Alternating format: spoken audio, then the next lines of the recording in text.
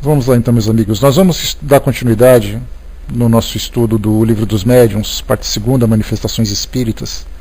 Nós estamos no capítulo 15, Médiuns Escreventes ou Psicógrafos, e nós não estamos ainda entrando no Livro dos Médiuns. Nós fizemos um estudo no nosso primeiro encontro desse capítulo, tratando de um artigo de Allan Kardec da Revista Espírita, que fala sobre a psicografia. Nós vimos ali as variedades, alguns detalhes, algumas características da psicografia, e que depois ele traz de um modo mais resumido aqui para nós no Livro dos Médiuns, mas então a gente preferiu trazer de um modo um pouco mais abrangente. Eu sempre prefiro, que seja uma explanação mais profunda do que a gente estudar aquilo que é superficial, principalmente a psicografia, que é uma faculdade mediúnica tão popular, aqui no nosso meio, principalmente vindo através de Chico Xavier, que trouxe tantos e tantos livros, segundo algumas contagens, 412 livros no seu acervo de publicações, além da própria doutrina espírita, que veio através da psicografia. Então ele é muito conhecido, é muito popular, mas na visão comum, na visão mais simplista, a psicografia se resume numa pessoa sentada à mesa, escrevendo com os olhos fechados. Apenas isso. E as pessoas se deslumbram.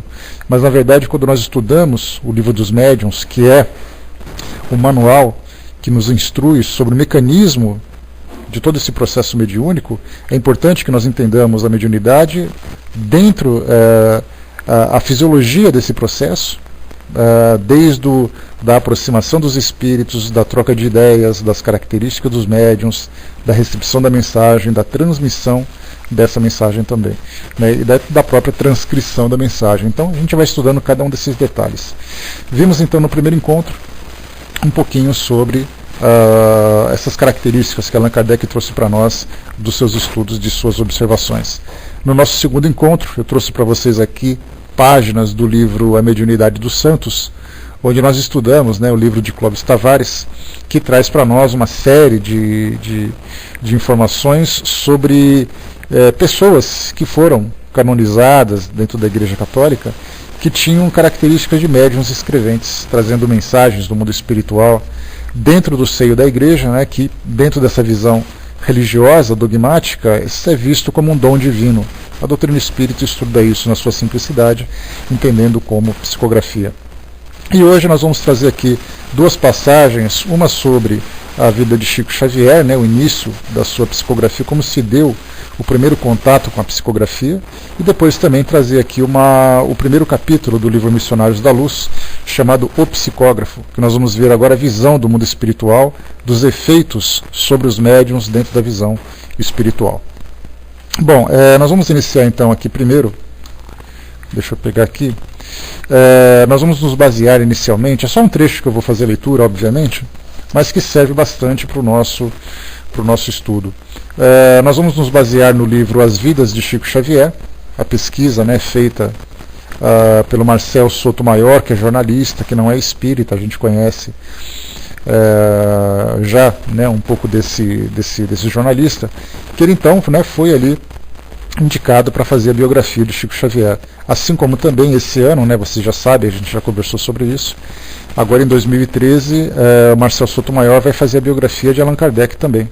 Então, quando sair a publicação, eu recomendo a vocês, pela seriedade do Marcel, pela linguagem simples e muito prazerosa também, como a gente vai ver nessa leitura, porque ele escreve com muita facilidade e tem uma linguagem muito acessível para todos, então ele vai trazer para nós agora, em 2013, a biografia de Allan Kardec também.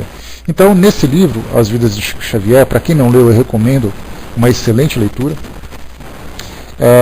E também depois, Por Trás do Véu de Ísis, que é a continuação desse livro, mas agora tratando sobre as psicografias nas casas espíritas, a busca por pessoas que tiveram ali, que se separaram de seus entes queridos pela desencarnação, e os pais, amigos estão assim, vão peregrinando de centro espírita em centro espírita em busca dessas psicografias. Bom dia, Rô, bom dia, pessoa que chegou. E então vale a pena essa leitura. Então, para quem gosta de ler e não leu ainda, As Vidas de Chico Xavier e Por Trás do Véu de Ísis, os 2 livros publicados pelo jornalista Marcel Sotomayor.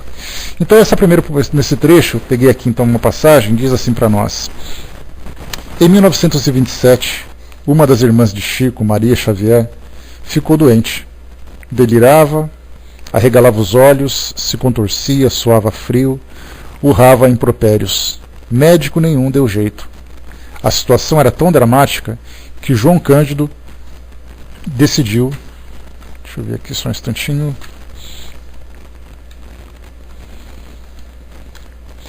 Passar por cima do padre e apelar para um casal de amigos espíritas. Foi até a fazenda de Maquiné, em Curvelo, a 100 quilômetros de Pedro Leopoldo, e voltou de lá com José Hermílio Perácio e sua mulher Carmen. Pela manhã de 7 de maio de 1927, nessa data, a gente lembra, né, só um parêntese, em 1927, Chico Xavier nasceu em 1910, então ele contava aqui já com 17 anos de idade. Então a gente pode imaginar, né, quando a gente fala em 17 anos de idade, dê uma olhadinha em casa, na nossa família, nas escolas, assim, vê essa molecada de 17 anos, assim, o perfil de um adolescente de 17 anos, o que passa na cabeça deles, e a gente pode fazer um paralelo com a vida de Chico Xavier, sendo ele também um adolescente de 17 anos de idade. E ele só que, enquanto a molecada de hoje está no videogame, na academia, nos namoricos, aquela coisa toda, nas ficações, né, que eles tanto ficam por aí, Chico Xavier estava envolvido já num trabalho dessa profundidade. Pela manhã de 7 de maio de 1927, o casal atacou com passes e rezas a doença, um espírito obsessor. Chico acompanhou o ritual e participou assim de sua primeira experiência no espiritismo. Essa foi a primeira experiência no espiritismo dele, né, esse contato com os obsessores. Nesse dia, recebeu de José Hermílio Perácio explicações sobre os fantasmas que o cercavam desde menino. Foi apresentado ao Evangelho segundo o Espiritismo e ao Livro dos Espíritos, de Allan Kardec, e conheceu uma palavra-chave: mediunidade. O médium seria um intérprete dos espíritos na Terra. A irmã melhorou e no dia seguinte embarcou com José Hermílio e Carmen para a fazenda deles. Precisava de tratamento prolongado. Na mesma semana, Chico voltou à igreja, mas apenas para se despedir do padre. Esse trecho, para quem se lembra, né, ele foi representado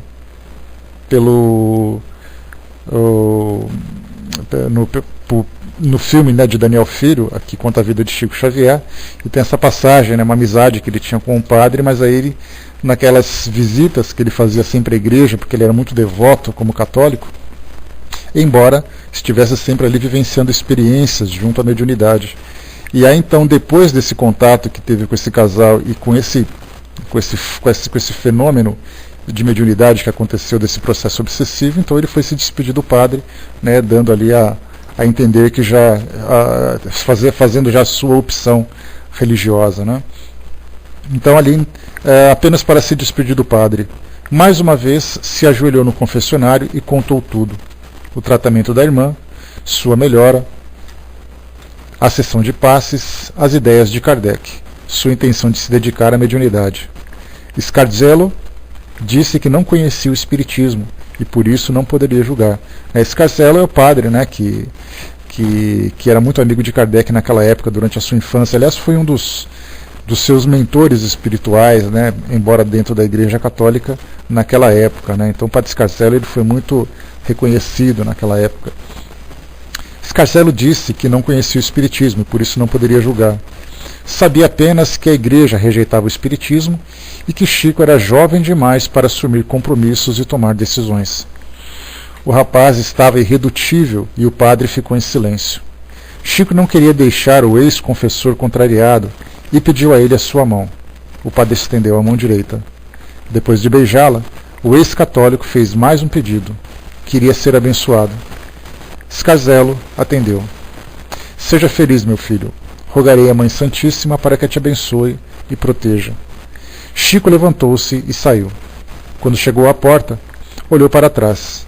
O padre o acompanhava com os olhos e sorria. Nunca mais se viram. O padre Scarzello, a gente, depois de uma pesquisa que que eu, o meu amigo Vidal, né, a Ju também, a gente estava mexendo, né, Ju? Ele foi para Santa Catarina, na cidade de Joinville, e ali ele fundou uma escola, tem até um busto que foi construído em sua homenagem e tudo mais.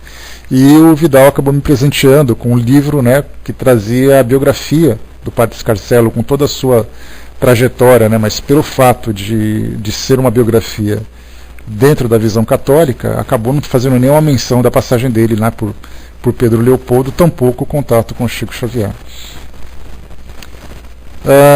No dia 21 de junho de 1927, Chico já ajudava na fundação do primeiro centro espírita da cidade, num barracão onde morava o irmão dele, José Xavier. O dono da casa assumiu a presidência, Chico ficou como secretário, e seu patrão, José Felizardo, virou tesoureiro. Faltava o nome do centro. Todos pensaram e decidiram: Luiz Gonzaga. Uma homenagem ao aviador Charles Lindbergh, que tinha atravessado o Oceano Atlântico sem escalas a bordo do seu avião, o Spirit of São Luís. Ninguém ali sabia, mas o piloto quis homenagear com o nome da aeronave, o Rei da França, e não São Luís Gonzaga. De qualquer forma, o batismo do centro foi tão despropositado assim, né? Olha que interessante o detalhe, né? O centro espírita colocaram o nome do avião de São Luís como santo, e aí então chamaram de São Luís Gonzaga, né? Então por uma falha de comunicação, o centro espírita acabou recebendo um nome que não era bem essa a intenção. O monarca francês tinha protegido Allan Kardec, o codificador da doutrina espírita, no século passado e, portanto, merecia algum respeito, né? Então por isso que colocaram esse nome. Esses são os detalhes inusitados desse processo, né? Em julho, menos de 3 meses após a primeira sessão de rezas e passes, a irmã de Chico voltou para casa sã e salva. Na noite do dia 8 de julho, todos se reuniram para agradecer a cura. Carmen Perácio, que acompanhou Maria Xavier até Pedro Leopoldo, participou da sessão e ouviu uma voz aconselhando o Chico a tomar o lápis. É aqui que começa então o trabalho de Chico Xavier, que muito pouca gente conhece. Então vale a pena a gente ter contato com esse detalhe, porque a gente sempre vê os médiuns começando a escrever, mas ninguém se pergunta como tudo começou, quais foram as primeiras impressões e tudo mais, né? O médium, ele sente algum tipo de dormência, ele tem algum tipo de visão, ele tem algum tipo de transformação no seu organismo. Ninguém pergunta isso, a gente simplesmente vê a pessoa escrevendo. Então ali, Carmen Perácio, que acompanhou Maria Xavier até Pedro Leopoldo, participou da sessão e ouviu uma voz aconselhando o Chico a tomar o lápis. Ele obedeceu e de repente se sentiu fora do seu corpo. As paredes desapareceram, o telhado se desfez e no lugar do teto ele viu estrelas. Olhando em volta, notou uma assembleia de entidades que o fitavam. Para ele, eram os habitantes do arco-íris. Naquela noite, Chico preencheu 17 páginas, sem rasura, sem borracha, em velocidade. Quem assinou foi um amigo espiritual. Quando o rapaz pôs o ponto final, tinha as pernas trêmulas e o coração acelerado. 2 dias depois, Carmen e o marido convidaram Chico a passar uns dias na fazenda. Eles rezavam quando Carmen, mais uma vez, ouviu uma voz suave. Era um tal de Emmanuel, amigo espiritual de Chico. Depois do som veio a imagem, um jovem imponente com vestes sacerdotais e aura brilhante. Irmã, fale ao Chico para tomar o lápis e papel. Chico Xavier não viu nem ouviu nada. Buscaram material. Ele segurou o papel, segurou o lápis e as frases começaram a se espalhar pelas páginas. No texto, referências ao tratamento da irmã, detalhes sobre a vida dos irmãos e um recado pessoal.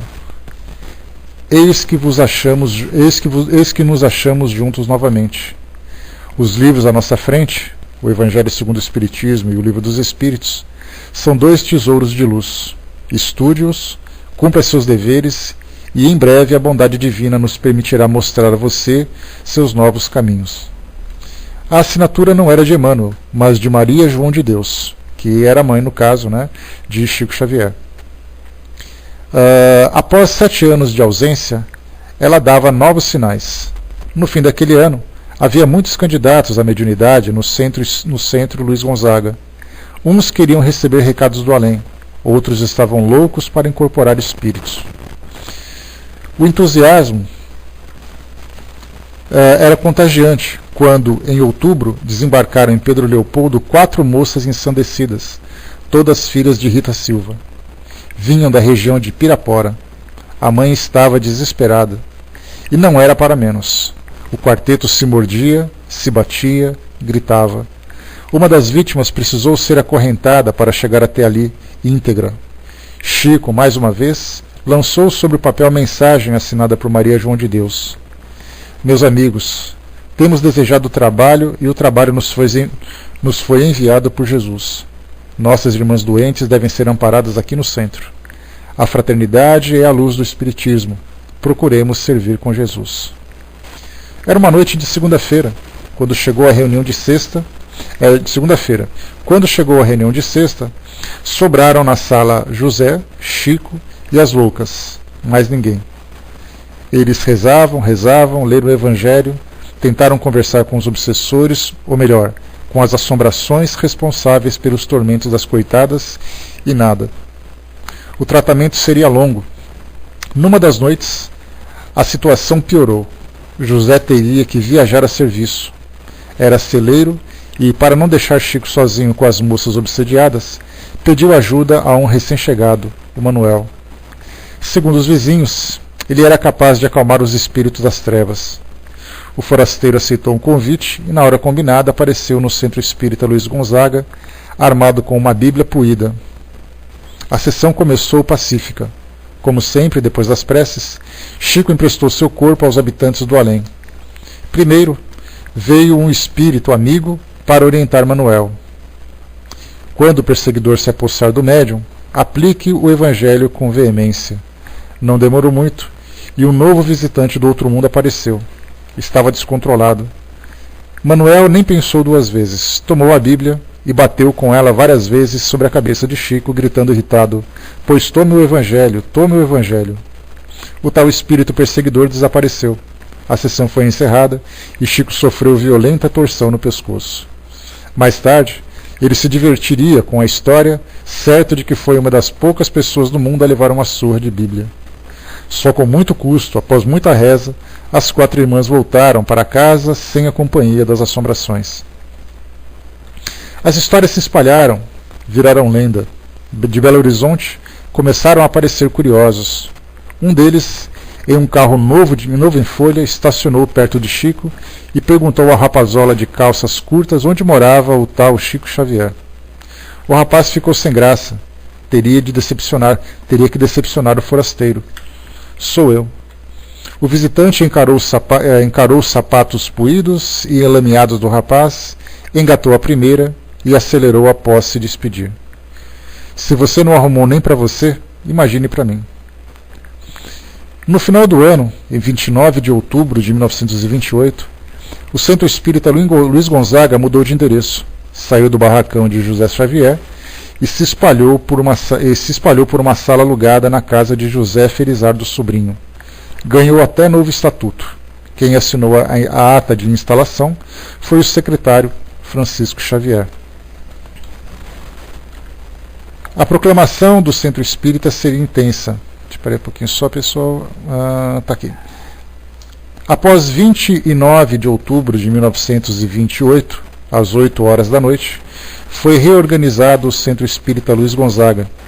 Ficou decidido entre todos os presentes que ficasse estabelecida a mensalidade de R$1.000 e que fosse alugado a R$20.000 mensais o salão da residência do senhor José Felizardo Sobrinho, para que aí fique instalada a sede interina da associação. A programação do centro seria intensa. Às segundas, quartas e sextas, sessões públicas de estudo e divulgação da doutrina espírita científica cristã. Às quintas, sessões privadas e de caridade. Para todos os efeitos, afirma a presente ata que assino. Aí então fecha aqui a ata que foi lavrada naquele dia. Menos de 3 meses depois, em 18 de janeiro de 1929, uma sexta-feira, Carmen viu cair do teto, após sessão evangélica, uma chuva de livros sobre a cabeça de Chico. Contou a visão ao rapaz e ele tratou de dispensar o presente dos céus. Não mereço que os espíritos me tragam lírios. Não entendeu direito. Mais uma vez, não viu, nem ouviu nada. Logo ele começou a cobrir páginas e páginas com poemas.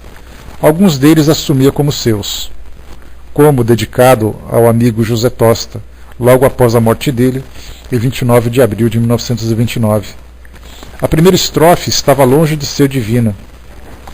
Entre aspas, companheiro que a pátria regressaste, entre auréolas de luzes majestosas, a levar tantas flores perfumosas, a Jesus tanto amor que tanto amaste. Na época, ele ainda era o poeta espírita que desabrocha em Pedro Leopoldo, como definiu Pereira Guedes, um dos divulgadores do espiritismo que ajudaram a se lançar. Os melhores poemas escritos por Chico deram obras sem dono. O poeta negava a autoria dos versos. Eles apareciam quando o rapaz, aflito, sentia uma pressão na cabeça, como se um cinto de chumbo comprimisse o seu cérebro, e um peso no braço direito, como se ele se transformasse numa barra de ferro e fosse arrastado por forças poderosas. Os textos se acumulavam anônimos e repetiam a mesma cartilha: amor, compreensão e tolerância. Os companheiros do centro liam a papelada e sugeriam a publicação. Só havia um problema: quem assinaria as obras? Chico consultou o irmão José Cândido e eles decidiram pedir conselhos ao diretor do jornal espírita carioca Aurora, Inácio Bittencourt. O jornalista convenceu o rapaz de Pedro Leopoldo a colocar o seu nome embaixo dos poemas, F. Xavier. Começou os seus poemas. F. Xavier começou a aparecer em várias publicações com o consentimento dos escritores invisíveis. Tá bom, aqui a partir dessa passagem já vem as histórias a respeito, né, do desenvolvimento desse trabalho e além de outras experiências que Chico Xavier vivenciava.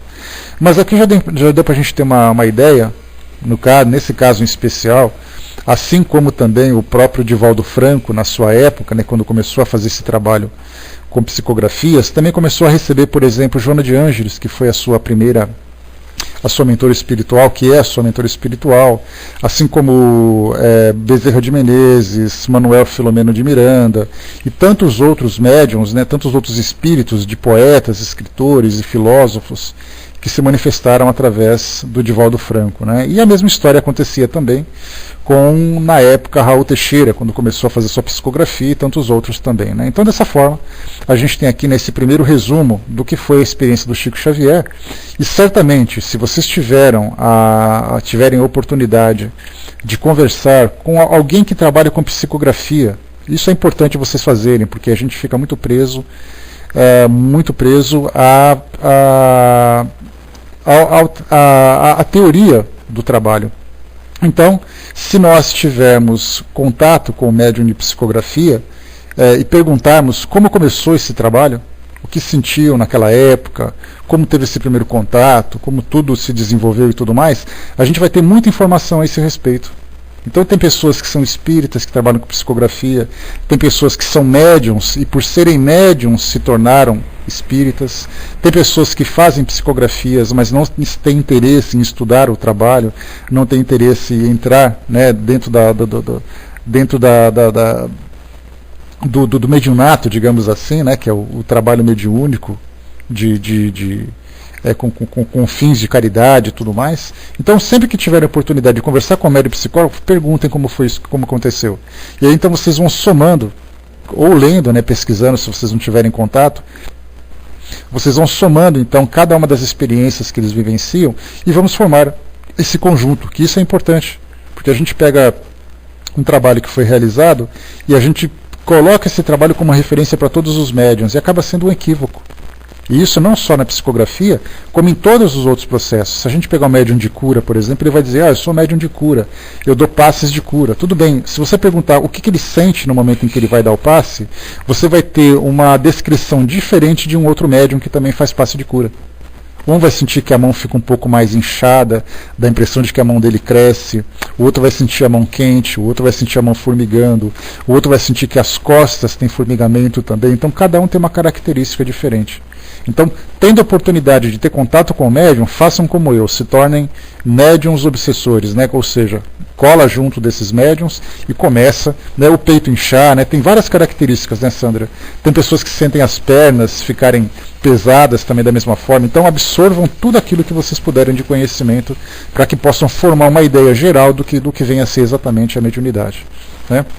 Então, como o Chico, por exemplo, que sentiu esse peso que parecia um chumbo no seu braço, assim como a cabeça pressionada também, outros médiuns têm semelhanças. Outros sentem só o braço dessa ou daquela forma e tudo mais. Tá? Então, lemos aqui esse trecho, né? No caso da Sandra, por exemplo, né? Eu vou crescendo, fico alta, né? Nesse caso, a gente vê, como a Sandra colocou, principalmente nesse trabalho, no momento em que acontece esse processo do transe mediúnico, há, para muitos médiuns, a expansão do perispírito. Ele começa então, o seu espírito começa a irradiar, o seu perispírito começa a irradiar, né, com mais extensão, e dá a impressão de que ele fica maior. Então o médium realmente tem essa impressão de que ele está crescendo, de que ele fica maior, de que ele fica muito mais largo e tudo mais, é exatamente por causa dessa expansão do perispírito que traz essa impressão, né? Então muitos médiums têm essa sensação. Por isso que eu falo para vocês, perguntem sempre para cada médium, naquela conversa assim, sem querer nada, sentado no cantinho, pergunta como é que você sente, o que você faz e tudo mais. Tranquilo, filhinha, bom dia, beijos. Bom dia, pessoal que chegou. Bom, esse então foi o trecho que nós demos agora, do livro As Vidas de Chico Xavier, lembrando de como começou o trabalho de psicografia do Chico, né, aos 17 anos de idade, em contato principalmente também com Emmanuel e com a Maria João de Deus, que era sua mãe. Agora a gente vai aqui passar para uma outra obra, para poder ilustrar um pouquinho mais esse nosso trabalho, é o livro Missionários da Luz, é o terceiro livro dessa série que o Chico Xavier psicografou junto ao André Luiz, e nós temos aqui no primeiro capítulo, logo de cara, o capítulo chamado O Psicógrafo, e a gente vai ver agora uma visão do mundo espiritual, a descrição de André Luiz, né, dentro das condições que ele tinha de descrever o fenômeno, exatamente como acontece, né, o que ele via da aproximação dos espíritos, o que ele via acontecendo com o médium, né, em termos de energia. Porque quando a gente fala em energia, por exemplo, se nós tivéssemos a oportunidade, assim como acontece, por exemplo, alguém que usa uma câmera que ela tem ali infravermelho, né, tem um visor infravermelho, e é capaz de ver as irradiações de calor durante o dia, durante a noite, como a gente vê, por exemplo, essas fotos que a NASA costuma tirar do espaço, do Sol, aqui do nosso planeta, ver as cores e tudo mais, os nossos olhos não são capazes de perceber, obviamente, porque a gente vê apenas no espectro de luz, numa faixa espectral de luz, né, que nós temos ali as irradiações, né, que são as cores do arco-íris, que a gente sempre sabe, né, desde ali do vermelho até o violeta. Então é dentro dessa faixa que nós temos essa visão. As cores que são infravermelha ou são ultravioleta, ou seja, abaixo da frequência do vermelho ou acima da frequência violeta, os nossos olhos não são capazes de ver. Para isso a gente precisa de equipamentos eletrônicos que possam nos dar essa condição. Mas isso não significa, o fato da gente não perceber, por exemplo, as energias que estão à nossa volta, não significa necessariamente que essas energias não existam. Daí então, como a gente viu, quando você olha para alguém no escuro, por exemplo, ele está irradiando calor. Quando você olha para o espaço, as estrelas estão irradiando determinadas frequências de luz, cores diferentes. A gente só vê estrelas brancas brilhando, mas quando você coloca uma câmera infravermelha apontada para o céu, você vê estrelas amarelas, azuis, vermelhas, né, cada uma com uma cor diferente, caracterizando uma distância diferente que ela tem. Por isso que os astrônomos normalmente falam, né, que aquela estrela se encontra a tantos milhares de anos-luz. Isso porque a cor dela, com a distância, ela vai se transformando.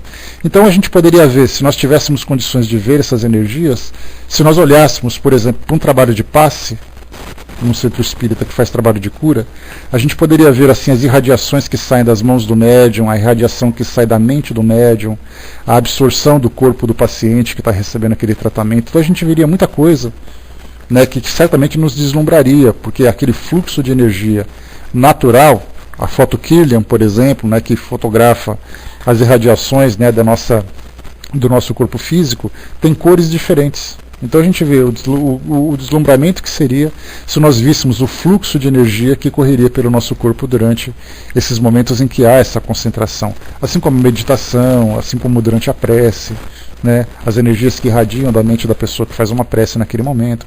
Por isso que a gente fala que tudo é energia, só que a gente não consegue perceber. No caso dessas obras, por exemplo, de André Luiz, que trazem para nós essa visão do mundo espiritual, ele faz uma descrição, mais uma vez, dentro daquilo que ele percebe, que ele tem condições de transcrever ou de traduzir para nós, ele vê exatamente esse fluxo de energias, é importantíssimo para nós. Né? A Miriam colocou que lá em Palmelo, os médiuns videntes vão descrevendo essas luzes e energias durante os trabalhos. Isso é fundamental. Né? Porque se a gente sai um pouco daquele misticismo de focar apenas num tipo de crença, e começar a entender que existe alguma coisa acontecendo durante aquele momento. Isso que é importante para nós.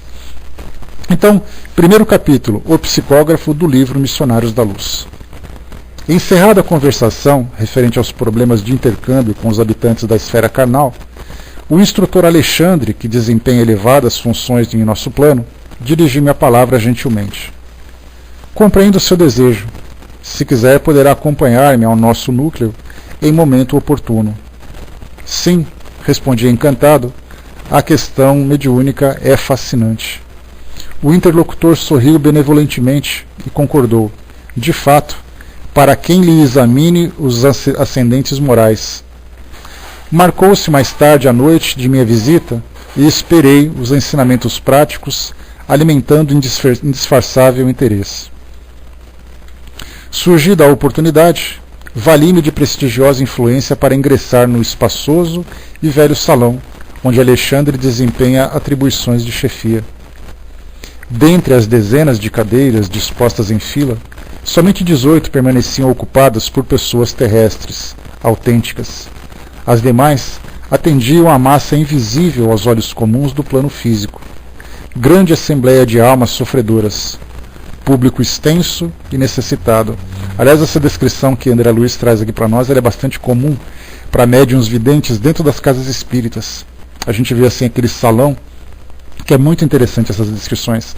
Você vê um salão, por exemplo, no momento quando já acontece uma palestra, naquele centro espírita bem estruturado, com atividades regulares, com palestras de qualidade, para poder ali orientar, né, as pessoas que estão ali presentes, a quantidade de encarnados, comparados com os desencarnados, chega a 1/3. Então você pega, se você tem ali 100 pessoas encarnadas assistindo a palestra, 300 espíritos estão ali presentes, né, em pé, ao lado, ocupando cadeiras, né, alguns em maca que chegam num estado de desorientação, precisando de assistência. É muito interessante isso que acontece. Né, e essas descrições são muito comuns. Várias casas espíritas, vários médiuns em casas espíritas trazem para nós essas mesmas descrições. Aliás, tem um trabalho interessante do livro que eu li para vocês sobre a sobrevivência e comunicação dos espíritos, que foi publicado pela Federação Espírita Catarinense. A gente já leu aqui para vocês algumas atas das reuniões que eles realizam lá. E tem uma página interessante feita nesse livro, Sobrevivência e Comunicação dos Espíritos. Tem uma página interessante em que aconteceu, em certa data, isso lá na década de 20, década de 30 do século passado, aconteceu uma enchente muito grande que acabou alagando uma casa espírita. E aí então, né, para poder registrar aquele fato, depois de baixarem as águas e tudo mais, as pessoas foram fotografar o salão daquele prédio, né, do salão do centro espírita, para mostrar a sujeira que ficou, aquela coisa toda, né? E após a revelação, percebeu-se uma quantidade enorme de espíritos ali presentes. Esse foi um dos casos, por exemplo, de transcomunicação instrumental. Eu tenho essa foto, eu posso depois disponibilizar para vocês, lá no nosso Facebook, para quem quiser ver, que é muito interessante, que aparece vários espíritos, assim, o rosto desfocado, mas ocupando assim, lotando aquele salão, mesmo ele estando vazio e todo sujo. E isso mostra exatamente a presença dos espíritos, que foi registrado, e isso com muita seriedade, porque era um trabalho muito sério feito pelo pessoal da Federação Espírita Catarinense, né? Então isso foi comprovado, né, através de uma fotografia, né, e depois tem a descrição também do fato, que eu posso depois colocar essas duas páginas para vocês lá no nosso Facebook, para quem quiser. Tá? Vamos em frente. Reparei que fios luminosos dividiam os assistentes da região espiritual em turmas diferentes. Cada grupo exibia características próprias. Em torno das zonas de acesso, postavam-se corpos de guarda e compreendi, pelo vozerio do exterior, que também ali a entrada dos desencarnados obedecia a controle significativo. As entidades necessitadas, admitidas ao interior, mantinham discrição e silêncio. Entrei cauteloso, sem despertar atenção na assembleia, que ouvia emocionalmente a palavra generosa e edificante do operoso instrutor da casa. Grandes números de colaboradores velavam atentos, e enquanto o devotado mentor falava com o coração nas palavras, aos 18 companheiros encarnados demoravam-se em rigorosa concentração do pensamento, elevado a objetivos altos e puros. Era belo sentir-lhes a vibração particular. Cada qual emitia raios luminosos, muito diferentes entre si, na intensidade e na cor. Esses raios confundiam-se à distância aproximada de 60 centímetros dos corpos físicos e estabeleciam uma corrente de força bastante diversa das energias de nossa esfera. Essa corrente não se limitava ao círculo movimentado. Em certo ponto, despejava elementos vitais, à maneira de fonte miraculosa, com origem nos corações e nos cérebros humanos que aí se uniam. As energias dos encarnados casavam-se aos fluidos vigorosos dos trabalhadores de nosso plano de ação, congregados em vasto número, formando precioso armazém de benefícios para os infelizes, extremamente apegados ainda às sensações fisiológicas. Essa descrição é muito importante porque mostra de cores diferentes, de intensidades diferentes, de extensões diferentes dessas irradiações, porque muitas vezes nós encontramos grupos heterogêneos dentro das casas espíritas, ou seja, pessoas com mais conhecimento, menos conhecimento, pessoas que vão em busca de auxílio em virtude de um problema, pessoas que vão apenas em busca de esclarecimento, pessoas que têm valores diferentes, que vão muito mais por um mecanismo do que por uma intenção própria de se evangelizar ou de contribuir pela evangelização e tudo mais. Mas independente, todos estão ali voltados com a mesma intenção, que é receber realmente essas orientações, receber essas vibrações das casas espíritas. Por esse motivo, embora tenham cores, extensões, tenham intensidades diferentes, o propósito acaba sendo o mesmo. E de certa forma acaba tendo ali um propósito edificante. Esse tipo de vibração, combinada com os trabalhadores dos centros espíritas, faz com que todos se beneficiem. Então, quando as pessoas vão ao centro espírita, eu preciso ir lá porque eu não estou me sentindo bem, preciso assistir uma palestra e tudo mais. Aquele ambiente, com aquela energia salutar, acaba envolvendo a todos e trazendo essa contribuição tão positiva, tão favorável, para que todos possam sair dali de um modo mais equilibrado. E continua para nós aqui então. Principalmente para os espíritos que estão ali sendo assistidos, né, como disse para nós aqui, aqueles infelizes apegados às sensações ainda apegados às sensações fisiológicas, né, ou seja, ainda muito ligados às sensações do corpo físico, né, do nosso corpo material, embora eles estejam desencarnados. Semelhantes forças mentais não são ilusórias, como pôde parecer ao raciocínio terrestre, menos esclarecido quanto às reservas infinitas de possibilidades, além da matéria mais grosseira. Detinha-me na observação dos valores novos de meu aprendizado, quando meu amigo, terminada a dissertação consoladora, me solicitou a presença nos serviços mediúnicos. Demonstrando-se interessado no aproveitamento integral do tempo, foi muito comedido nas saudações. Não podemos perder minutos, informou. E designando o reduzido grupo de 6 entidades próximas, esclareceu: esperem ali os amigos autorizados. À comunicação? Indaguei. O instrutor fez um sinal afirmativo e acrescentou: Nem todos, porém, conseguem o intuito na mesma hora. Alguns são obrigados a esperar semanas, meses, anos. Aqui fala dos espíritos que vão até lá para transmitir uma comunicação.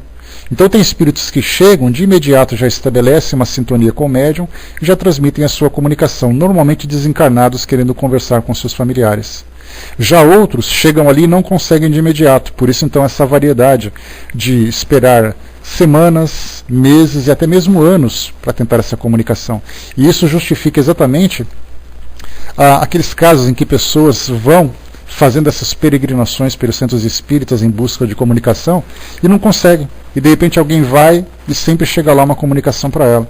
Aí as pessoas dizem assim, porque aquele médium não serve, porque aquele médium é muito fraco, porque o centro espírita não presta, porque essa história de comunicação é tudo ilusão das pessoas, aquela coisa toda, porque ela não consegue uma comunicação e outras pessoas conseguem. E aí então a gente tem a dificuldade do espírito e a própria como prova, até mesmo, né, como diz o livro Desafios da Mediunidade, de Raul Teixeira, esqueci o nome do espírito, o espírito Camilo, que é o mentor espiritual dos trabalhos mediúnicos do Raul Teixeira, traz para nós algumas orientações baseadas no livro dos médiuns. E aí então tem uma pergunta que é feita da seguinte forma, porque esse livro, aliás eu recomendo para quem gosta de estudar mediunidade, Desafios da Mediunidade, de Raul Teixeira. É um livro fininho, com perguntas e respostas. E essas perguntas foram trazidas, foram publicadas nesse livro, de perguntas que chegavam a Raul Teixeira de dúvidas que as pessoas tinham nos trabalhos mediúnicos. Então perguntava-se sobre mediunidade, sobre psicografia, sobre o trabalho mediúnico no centro espírita e tudo mais. Então ele foi pegando essas informações, foi aí trazendo trechos do livro dos médiuns a respeito dessas questões, e aí então o espírito Charles faz comentários baseados no livro dos médiuns. E num desses casos ele pergunta por que tem pessoas que não conseguem receber essas comunicações. E aí a resposta dele foi muito objetiva, muito clara, que ele diz para nós o seguinte, que nesses casos são aqueles familiares que nunca creram em absolutamente nada, nunca tiveram envolvimento com qualquer tipo de religião, tiveram uma vida completamente fora do mundo espiritual e depois que perdem um ente querido, corre para o centro espírita para receber uma comunicação. E aí, então, por falta de merecimento e até por falta de envolvimento nessas questões do mundo espiritual, esses espíritos, essas famílias não recebem essas comunicações. Então a gente vê como é interessante, né, que não basta apenas você chegar no mundo espiritual, chegar numa casa espírita em busca de comunicação, como se chegasse numa agência do correio esperando uma carta. É necessário uma afinidade com o mundo espiritual para que haja essa possibilidade. Mas no caso dos espíritos, como a gente viu aqui, exatamente, Sandra, né, ajuda que o céu te ajudará. Do contrário, você vai ficar aguardando, vai ficar nessa expectativa, né, nessa descrença, nessa ansiedade, nessa expectativa, porque do contrário não tem porquê. Não tem porquê dedicar-se a alguém que não tem dedicação. Então os espíritos aqui os espíritos demoram esse tempo todo, né, de semanas, meses e até mesmo anos, para que possam ter essa comunicação. Aí André Luiz coloca, né, não supunha tão difícil a tarefa, aduzir espantado. Verá, falou Alexandre Gentil. E dirigindo-se a um rapaz que se mantinha em profunda concentração, cercado de auxiliares de nosso plano, explicou atencioso: temos 6 comunicantes prováveis, mas na presente reunião apenas compareceu um médium em condições de atender. Desde já, portanto, somos obrigados a considerar que o grupo de aprendizes e obreiros terrestres somente receberá o que se relacione com o interesse coletivo. Não há possibilidade para qualquer serviço extraordinário.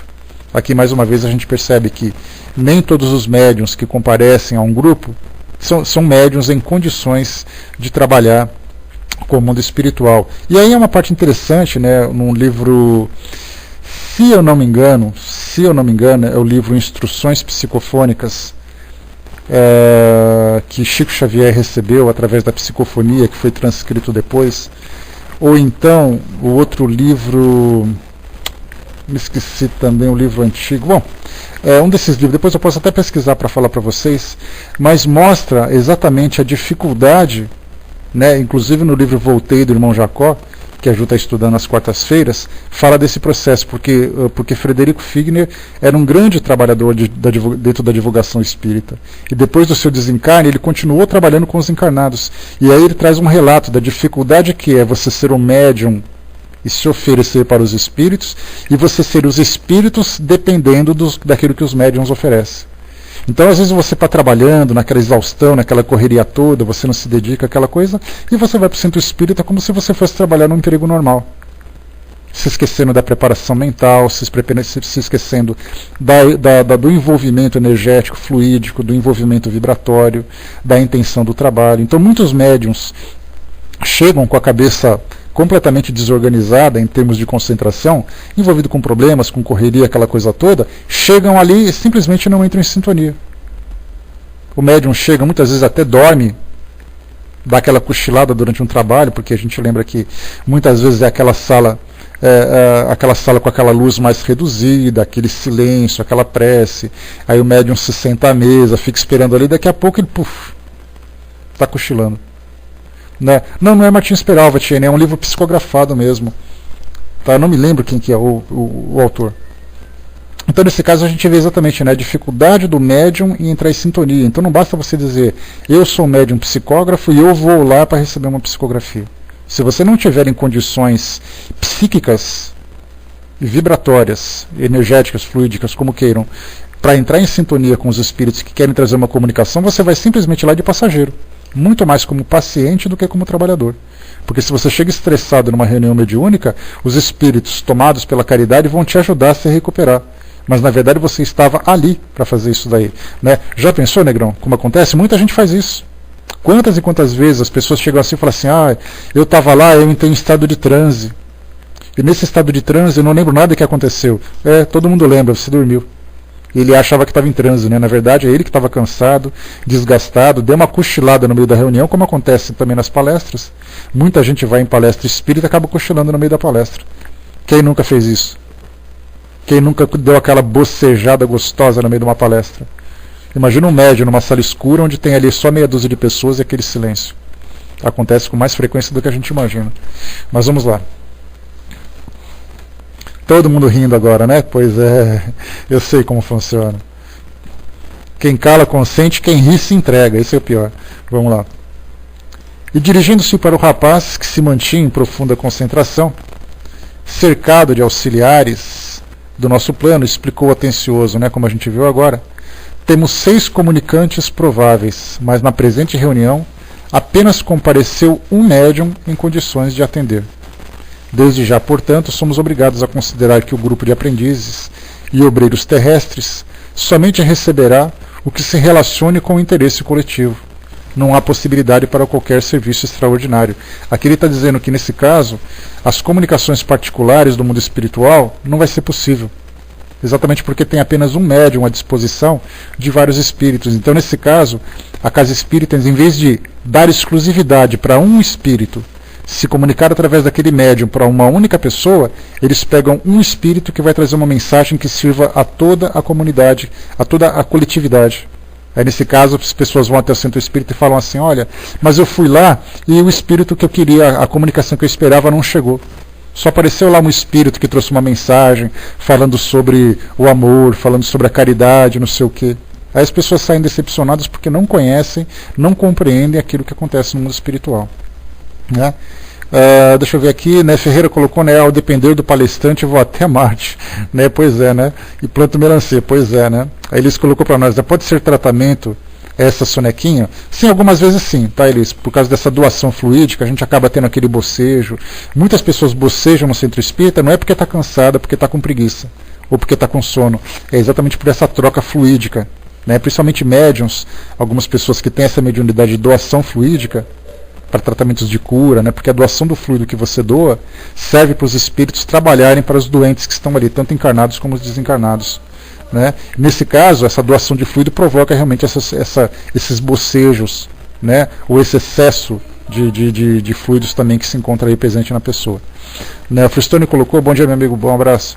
Às vezes, né, como aconteceu no centro espírita que visitei numa comitiva da LEP, a pessoa ficava com narcolepsia, pois a sala era pequena, na sessão mediúnica, pois janela fechada, gás carbônico, né? Alertados, abriram as janelas e terminou a dormideira, né? Exatamente porque essa narcolepsia é aquela concentração de gás carbônico das pessoas que ficam ali fechadas durante um tempo, ficam respirando o tempo todo, a diminuição de oxigênio e tudo mais, elas começam a ficar muito mais com tontura e essa sonolência em virtude dessa falta de oxigenação do que necessariamente por causa disso. Então isso também acontece.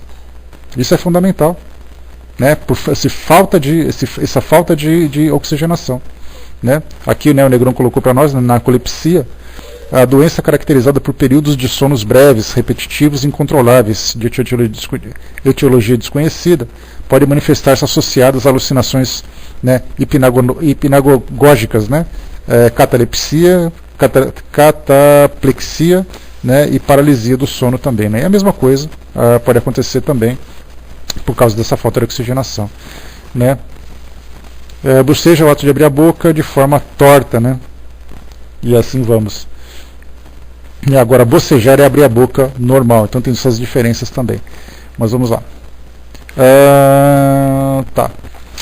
Julguei que o médium fosse a máquina, acima de tudo, ponderei. A máquina, porém, gasta, observou o instrutor, e estamos diante de maquinismo demasiadamente delicado. Fixando minha expressão espantadiça, Alexandre continuou. Preliminarmente, devemos reconhecer que, nos serviços mediúnicos, preponderam os fatores morais. Nesse momento, o médium, para ser fiel ao mandato superior, necessita clareza e serenidade como o espelho cristalino de um lago. De outro modo, as ondas de inquietude perturbariam a projeção de nossa espiritualidade sobre a materialidade terrena, como as águas revoltas não refletem as imagens sublimes do céu e da natureza ambiente. Isso aqui é uma comparação muito interessante. Quando você pega um ambiente com águas tranquilas, você vê assim um reflexo do céu de uma forma muito bonita. Agora, se você pega um lago com águas que são ali, né, um rio, ou coisa parecida que tem ali uma águas agitadas, essas reflexões acabam se tornando distorcidas. A mesma coisa acontece também com relação à mente do médium para receber uma comunicação do mundo espiritual. Pode vir de um modo sereno e equilibrado, ou pode vir de um modo perturbado também. Indicando o médium, prosseguiu o orientador com voz firme. Este irmão não é simples aparelho. É um espírito que deve ser tão livre quanto o nosso, e que, a fim de se prestar ao intercâmbio desejado, precisa renunciar a si mesmo, com abnegação e humildade, primeiros fatores na obtenção do acesso à permuta com as regiões mais elevadas. Necessita calar para que outros falem, dar de si mesmo para que outros recebam. Em suma, deve servir de ponte, onde se encontram interesses diferentes. Sem essa compreensão consciente do espírito de serviço, não poderia atender aos propósitos edificantes. Naturalmente, ele é responsável pela manutenção de recursos interiores, tais como a tolerância, a humildade, a disposição fraterna, a paciência e o amor cristão. Todavia, precisamos cooperar no sentido de manter os estímulos de natureza exterior, porque se o companheiro não tem pão, nem paz relativa, se lhe falta a assistência nas aquisições mais simples, não podemos exigir-lhe a colaboração redundante em sacrifício. Nossas responsabilidades, portanto, estão conjugadas nos mínimos detalhes da tarefa a cumprir. Raiando-me a ideia de que o médium deveria esperar, satisfeito, a compensação divina, Alexandre ponderou. Consideremos, contudo, meu amigo, que ainda nos encontramos em trabalho incompleto. A questão de salário virá depois, nesse ponto da conversação, convidou-me à aproximação do aparelho mediúnico e, colocando-lhe a destra sobre a fonte, exclamou: observe, estamos diante do psicógrafo comum. Antes do trabalho a que se submete nesse momento, nossos auxiliares já lhe prepararam as possibilidades para que não se lhe perturbe a saúde física. A transmissão da mensagem não será simplesmente tomar a mão. Há processos intrincados, complexos. Essa passagem mostra também que muitas vezes a influência dos espíritos sobre o médium afeta o seu corpo físico, trazendo algum tipo de perturbação, principalmente nos casos de espíritos sofredores. Transmite ao médium a sua própria perturbação. Aqui então mostra que nesse caso, daquele médium que tem comprometimento, daquele médium que já tem a sua programação para chegar no centro espírita e desenvolver o seu trabalho, ele se submete então a uma preparação prévia dos espíritos para proteger o seu corpo físico.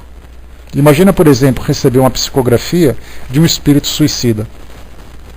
O efeito negativo que poderia provocar no médium, trazendo para ele agitações, perturbações, crises de ansiedade, crises emocionais, porque é exatamente aquilo que o espírito vivencia. Por haver uma conexão mente a mente, é natural que as mesmas emoções também sejam transmitidas. Só que nesse caso o médium acaba sendo protegido para evitar que reflexo da mente do espírito perturbado recaia sobre o seu corpo físico e provoque nele algum tipo de distúrbio. Por isso que os médiuns, independente do trabalho que ele realiza, médium de incorporação, médium de psicografia, de cura e tudo mais, esses médiuns, quando saem do trabalho, eles não levam consigo os reflexos do tipo de trabalho que realizaram. Muitas vezes ele sai até melhor, né? O que aliás o que é natural, sair melhor. Eu digo muitas vezes porque muitas vezes o médium vai sem condições de estabelecer um contato, pelo fato dele se encontrar desconcentrado, agitado, com a cabeça em outro lugar, aquela coisa toda. E aí então ele acaba não absorvendo, inclusive, as boas irradiações que são distribuídas para ele. Então, nesse caso, nem sempre o médium sai melhor do que chegou. Às vezes ele pode sair igual ou até mesmo pior, dependendo das condições dele. Mas na maioria das vezes os médiuns sempre saem mais recarregados, mais revigorados, exatamente porque tem uma preparação prévia e depois uma conclusão do trabalho. E continua.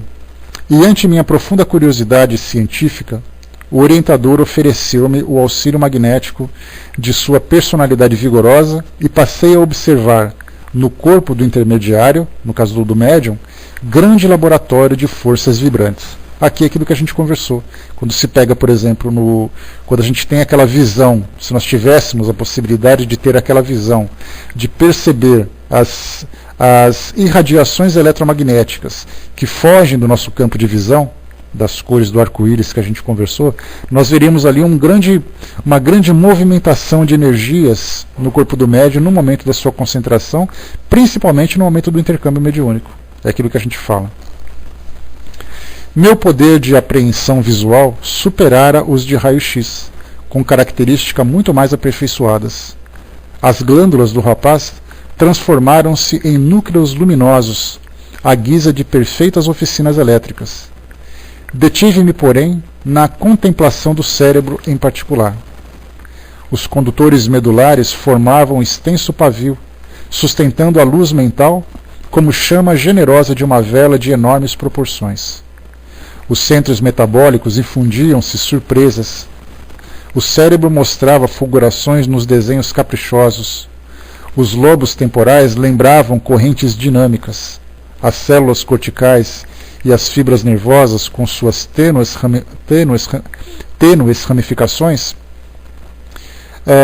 constituíam elementos delicadíssimos de condução de energias recônditas e imponderáveis. Nesse concerto, sob a luz mental indefinível, a epífise emitia raios azulados e intensos.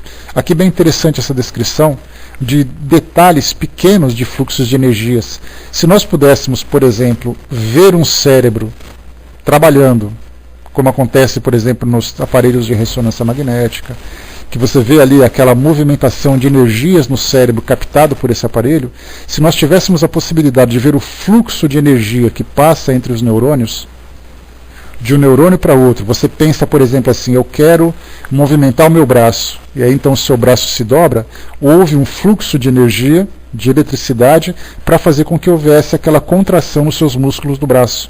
Se a gente pudesse ver isso, a gente veria o tempo todo. Nosso corpo, na verdade, é uma pilha, né? É um campo de energia constante. O fato de você ficar em pé, com tantos e tantos músculos trabalhando, dos seus pés, das suas pernas, do seu tronco, do seu pescoço, da sua cabeça, dos seus braços e tudo mais, esses músculos estão em contração constante.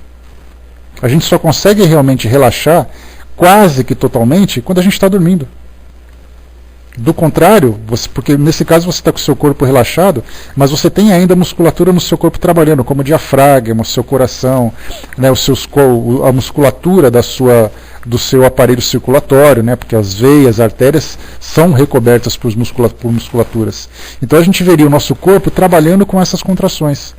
E todas essas contrações são estímulos que chegam do nosso aparelho, né, do nosso sistema nervoso, né, simpático, parasimpático, aquela coisa toda, e aí então a gente veria o tempo todo energia fluindo pelo nosso corpo. Quando a gente está movimentando, então fica maior ainda. No caso dos trabalhos mentais, é onde existe aquela maior concentração de energia no nosso cérebro, onde existe ali as ideias, o pensamento, aquela coisa toda, há uma radiação maior ainda, que infelizmente a gente não consegue perceber. Agora, para não dizer que isso não pode ser comprovado cientificamente, é aquilo que eu coloquei para vocês. Se você vai, por exemplo, fazer um exame de neurociência, vai num laboratório de neurociência, e eles te colocam lá num aparelho de ressonância e começa a te provocar estímulos, você vai ver regiões do seu cérebro trabalhando mais do que outras.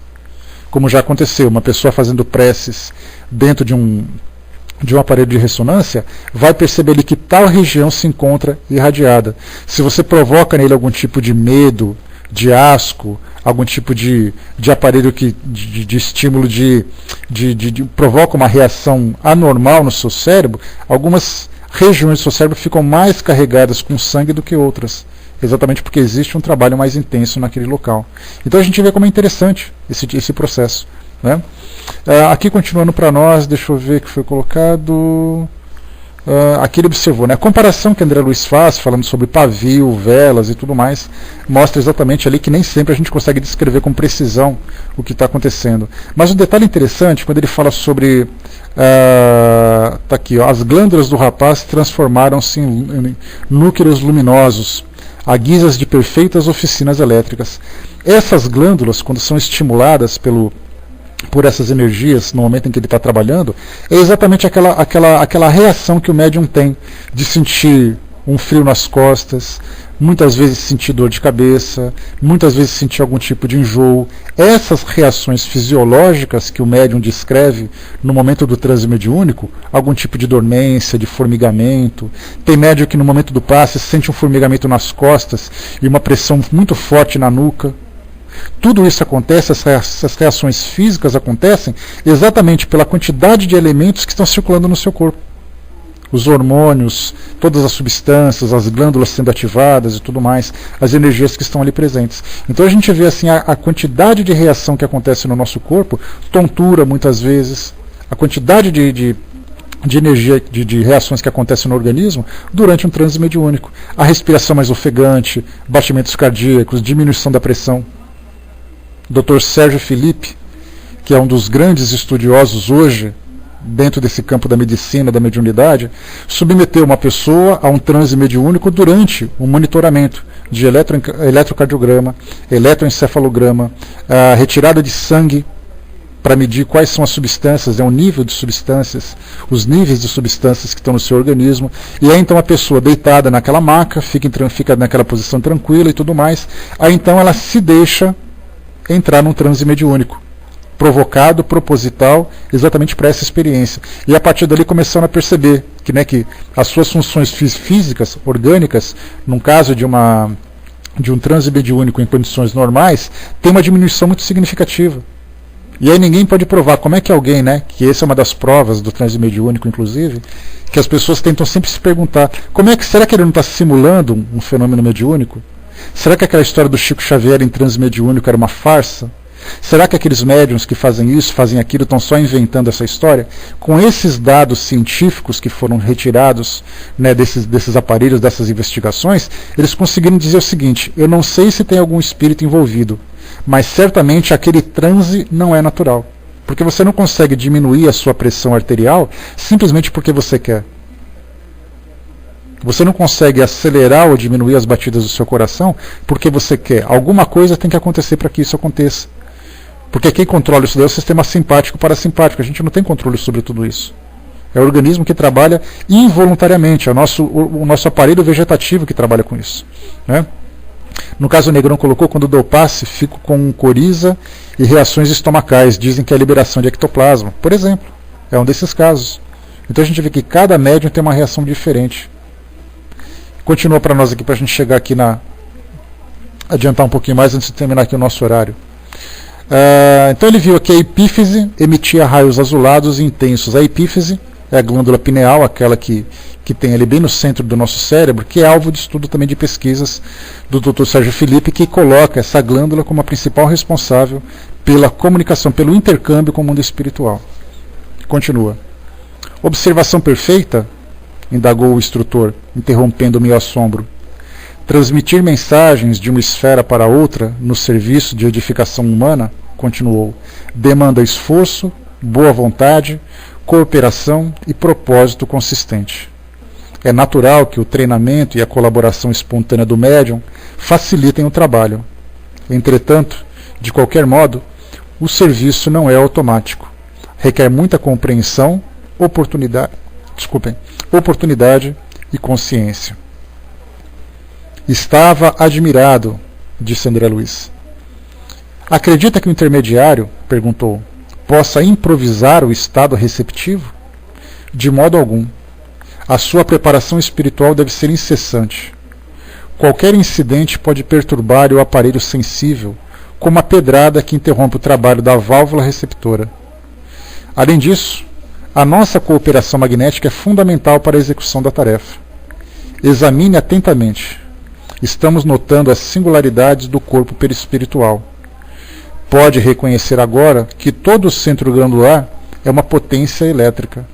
No exercício mediúnico de qualquer modalidade, a epífise desempenha o papel mais importante. Através de suas forças equilibradas, a mente humana intensifica o poder de emissão e recepção de raios peculiares à nossa esfera. É nela, na epífise, que reside o sentido novo dos homens. Entretanto, na grande maioria deles, a potência divina dorme embrionária. Essa colocação de dorme embrionária mostra exatamente, o potencial mediúnico que a grande maioria de nós tem, a grande maioria tem, e não se dá conta. E quando utiliza os médiums, por exemplo, comuns que nós temos hoje, são médiums que utilizam ali de 5 a 10% do seu potencial. Nós tivemos ali no caso desses médiums particulares, como Ivone do Amaral Pereira, Divaldo Franco, Raul Teixeira, o Chico Xavier, alguns médiums que são muito sensíveis, que trabalham um percentual muito maior. Mas a grande maioria, infelizmente, ainda fica restrita apenas o mínimo necessário para a comunicação. Daí a grande dificuldade que os espíritos têm de entrar em contato com o mundo físico, com o mundo material, trazendo mensagens, porque você se aproxima do médium e a taxa de sucesso é proporcional àquilo que o médium pode oferecer. Se ele consegue apenas 10% do seu potencial, as chances de comunicação ficam ali presas nos 10%. E assim a gente vê, um monte de espíritos que quer se comunicar e o pouco de médiuns que tem ali condições de oferecer essa comunicação.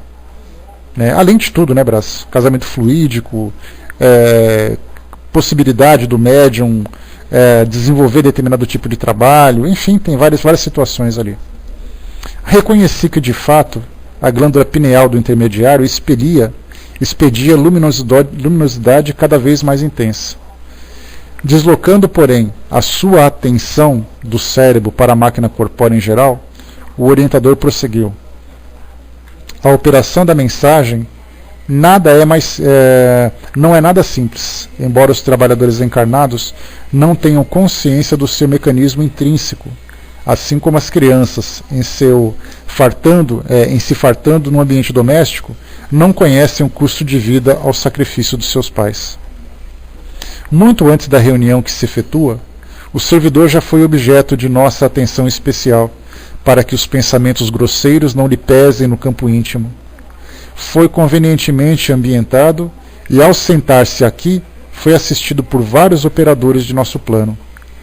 Antes de tudo, as células nervosas receberam um novo coeficiente magnético para que não haja perdas lamentáveis no tigroide, corpúsculo de Giselle, que no caso em anatomia, necessário aos processos da inteligência. O sistema nervoso simpático, mormente ao campo autônomo do coração, recebeu auxílios energéticos e o sistema nervoso central foi convenientemente atendido para que não se comprometa a saúde do trabalhador de boa vontade. O vago foi defendido por nossa influenciação contra qualquer choque nas vísceras. As glândulas suprarrenais receberam acréscimo de energia para que se verifique a acelerada produção de adrenalina de que precisamos para atender ao dispêndio eventual de reservas nervosas. Nesse instante, vi que o médium parecia quase desencarnado. Suas expressões grosseiras de carne haviam desaparecido ao meu olhar, tamanha a intensidade de luz que o cercava, oriunda de seus centros perispirituais. Após longo intervalo, Alexandre continuou. Sob nossa apreciação, não temos o arcabouço de cal, revestido de carboidratos e proteínas, mas outra expressão mais significativa do homem imortal, filho de Deus do Eterno, filho do Deus Eterno. Repare nessa anatomia nova a glória de cada unidade minúscula do corpo. Cada célula é um motor elétrico que necessita de combustível para funcionar, viver e servir. Despreocupado de meu assombro, o instrutor mudou de atitude e considerou: interrompamos as observações. É necessário agir. Agora aqui, a gente para por aqui no nosso trabalho, cenas dos próximos capítulos, a gente vai ver na prática, no nosso próximo encontro, que vai ser na semana que vem, né? Como eu falei para vocês aqui mais uma vez, na quarta-feira eu vou ter um compromisso na parte da manhã, e a gente não vai ter estudo na quarta-feira. Tá? Então só na outra segunda-feira que a gente vai ver a segunda parte desse texto. E lembrando também que na sexta-feira, é feriado aqui em São Paulo, a gente não vai ter estudo. Portanto, a gente vai ter estudo na segunda, hoje, na terça-feira e depois na quinta-feira. Então a gente interrompe por aqui também.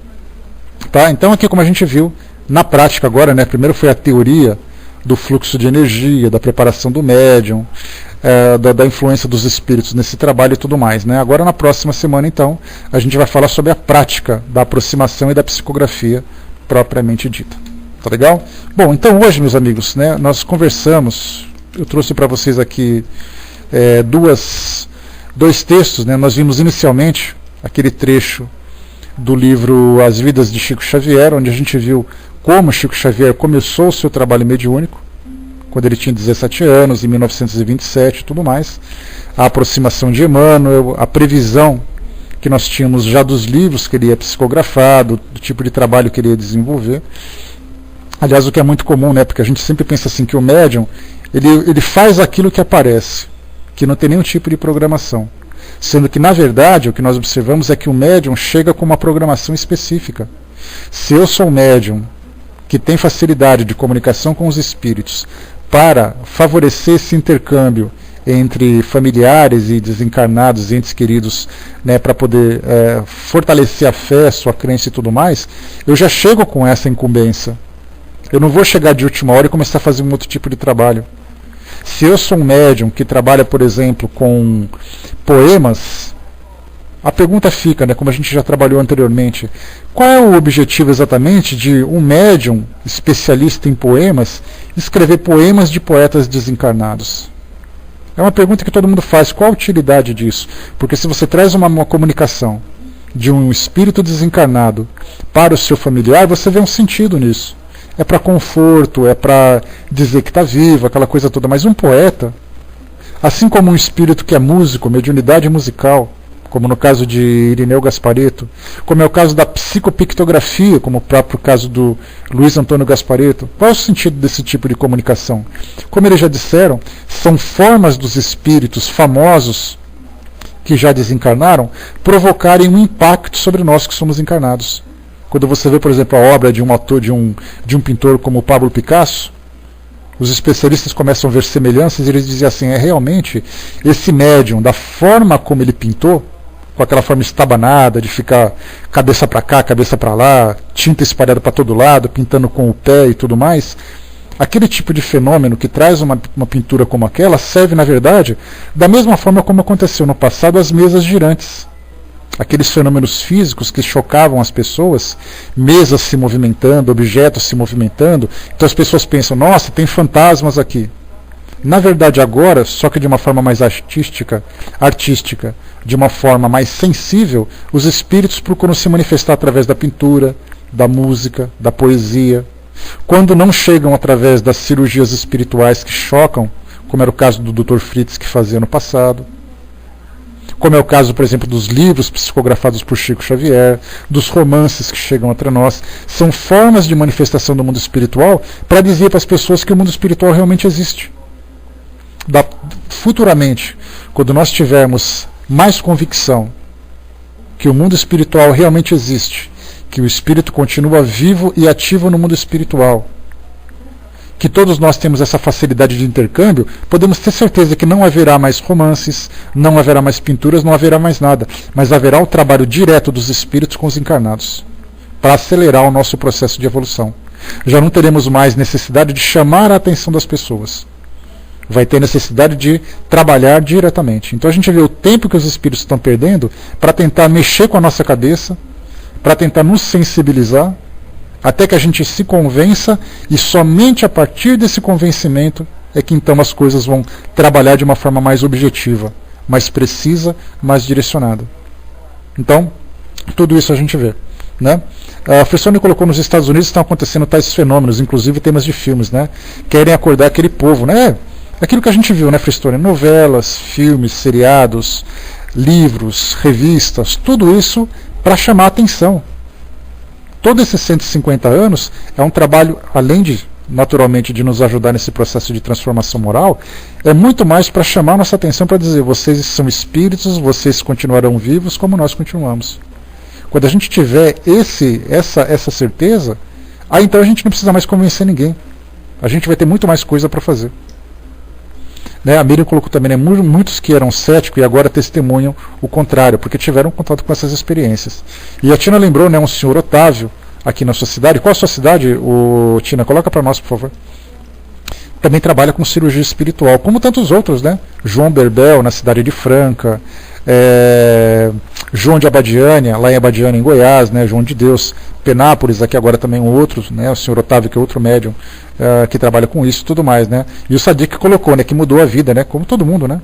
Depois que a gente tem contato com a doutrina espírita de um modo saudável, porque muitas pessoas se aproximam do espiritismo e se afastam, exatamente porque vieram buscar alguma coisa e não encontraram. E por essa decepção acabaram buscando outros caminhos. Mas para nós, que entramos em sintonia e conseguimos encontrar aquilo que a gente gostaria, certamente é uma transformação significativa. E é o que a gente espera de todas as religiões, que elas trazem para nós um esclarecimento maior sobre o mundo espiritual. E a partir do momento em que elas se libertarem de seus dogmas e ampliarem sua visão, vai acontecer aquilo que nós conversamos, que o espiritismo não será a religião do futuro, mas será o futuro das religiões. A ideia de você entender que é um espírito reencarnado, de você entender que é um espírito em evolução, que a vida continua no mundo espiritual e tudo mais. Muito bem, meus amigos, vamos encerrar por aqui o nosso trabalho. Então fizemos, como eu disse para vocês, a leitura do trecho do livro As Vidas de Chico Xavier, que eu recomendo para vocês, e também esse trecho do livro Missionários da Luz, que a gente vai continuar na semana que vem. Lembrando que quarta-feira a gente não vai ter estudo. Né? O Nando colocou, né, como Kardec lidaria com tais tratamentos espirituais. Olha, ele era magnetizador, né, Nando? Então quando você fala com um magnetizador, você não fala com alguém que é leigo. Ele também se deparou com fenômenos do magnetismo ali que a gente não faz nem ideia. Né? Se você assistir, por exemplo, o filme Magnetismo Animal, que conta a história de Mesmer, ele vai falar para você de coisa ali de transe hipnótico, né, de transe sonambúlico. Então, o que a gente acha que ele não viu, ele vai pensar a mesma coisa assim: eu quero ver o pessoal do futuro ver o que eu estou vendo agora. É a mesma coisa. Né? Só para a gente fechar, pessoal. O Negrão colocou: essas pessoas não encontraram, né, o que buscaram no Espiritismo, ou também não querem compromissos. É a mesma coisa. E a Tina também colocou, né, assim que o médium de psicofonia inicia um desenvolvimento mediúnico, ele fica mais sensível. Todos os médiums, né, quando se fala em desenvolvimento mediúnico, a gente fala em prática mediúnica, em educação mediúnica. Certamente todos os médiums que começam nesse trabalho de aprofundamento, de educação, de disciplina, né, de orientação espiritual para o trabalho mediúnico, certamente ele fica mais sensível a isso. Né, os espíritos têm mais facilidade de comunicação com eles exatamente porque eles se transformam. Né? Todos temos algum tipo de mediunidade, né? Ostensivamente a gente tem assim pessoas, como Kardec coloca, que todos nós somos médiums, exatamente porque temos essa sensibilidade de perceber o mundo espiritual pela intuição e tudo mais, mas somente alguns podem ser considerados ostensivos. Desses ostensivos, alguns têm apenas um tipo de mediunidade. Outros têm vários tipos de mediunidade, predominando uma em especial. Então ele se dedica àquele tipo de mediunidade. Como foi o caso do Chico Xavier, que tinha médium de efeitos físicos, de cura, psicofonia, psicografia, vidência, audiência e tudo mais. Mas ele focava toda a sua concentração nas psicografias, tanto de livros como de comunicações. Né? No caso, nós temos médiums que têm ali sensibilidade, que trabalham, por exemplo, com cirurgias espirituais, com passes. Outros trabalham com escrita e com a psicofonia, mas dedicam-se à psicofonia para o trabalho de orientação espiritual, de desobsessão e tudo mais. Então, os médiuns ostensivos, normalmente, eles têm um tipo de mediunidade em especial e alguns fragmentos de outras. É o mais comum. Tá? Alguns têm apenas um tipo apenas de mediunidade e assim vai. Tá? Mas a gente vai falar um pouquinho mais, o próximo capítulo do Livro dos Médiuns, nós vamos falar sobre os médiuns especiais, que são vários tipos de mediunidade que a gente vai tratar aqui. Aí vocês vão ter uma ideia da grande variedade que tem. Se quiser se adiantar, o capítulo 16 do Livro dos Médiuns tem ali um resuminho dos vários tipos de mediunidade,